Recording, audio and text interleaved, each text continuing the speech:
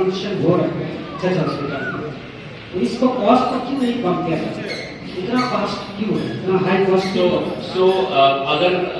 अगर आप देखें ट्रांसप्लांट का कॉस्ट, जैसे मैं यहाँ जैसे पहले ऑस्ट्रेलिया 5-6 साल काम किया, मैंने लंदन में काम किया थोड़ी देर के लिए, हमारे कंट्री के बाहर एक ट्रांसप्लांट का खर्चा जो है वो ऑलमोस्ट 4 करोड़ के बराबर है, 4 करोड़।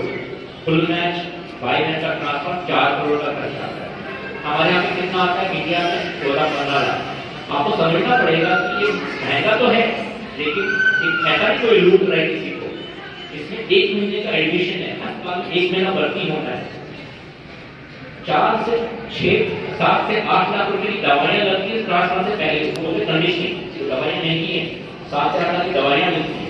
उसके बाद फिर ब्लड प्रोडक्ट्स, 1 महीने का हॉस्पिटल का एडमिशन, एंटीबायोटिक्स, काफी सारी चीजें हैं।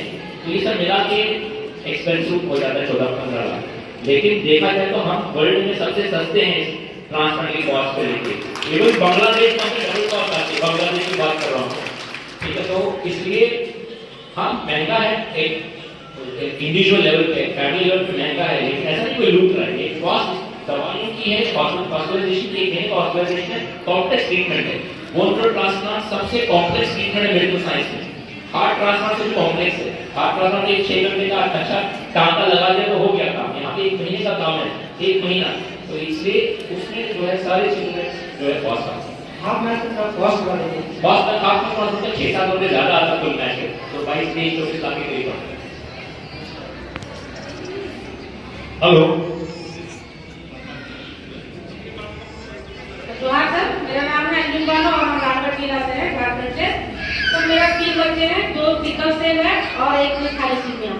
तो सिकल सेल के बच्चों डिजीज जो है उसको भी बोन मैरो ट्रांसप्लांट कर सकते हैं, और जो माता पिता ट्रेट है, जैसे मावी में ट्रेट है और पिता भी ट्रेट है, तो उसका हाफ बोन मैरो ट्रांसप्लांट बच्चों को सिकल सेल वाले में हो सकता है। देखो ऐसा है कि सिकल सेल थैलेसीमिया दोनों के लिए ट्रांसप्लांट इलाज, फाइनल इलाज, प्योरिटी इलाज।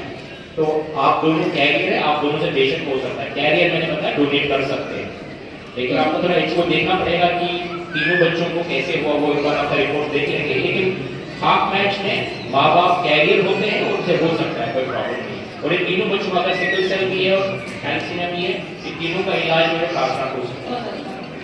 और सर ये जो आयरन दवा जो फॉलिक एसिड है बिल्कुल का कंटिन्यू लगातार मतलब चला, मैं आपको सबको एक बात बताना चाहता हूँ, फॉलिक एसिड आयरन को कम करने की दवाई नहीं है।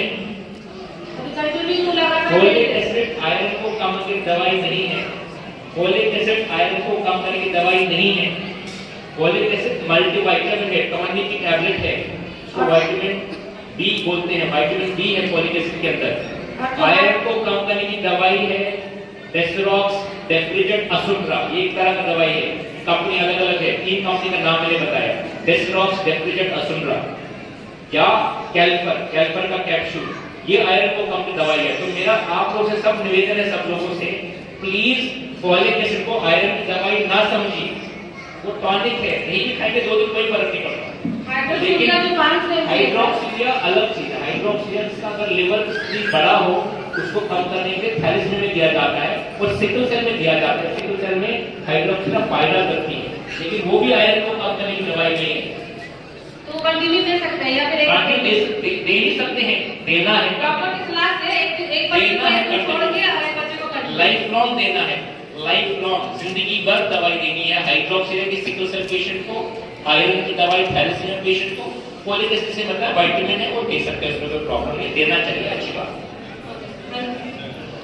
Thank you. और किसी का कोई सवाल है?